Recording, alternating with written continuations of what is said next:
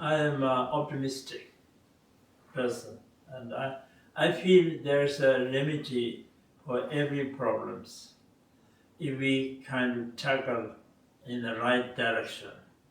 So even those who have mental disturbances, it all depends on the individuals.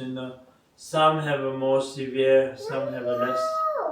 But with the prayers and with the sincere, loving care and compassion, that it will be possible to overcome the problems.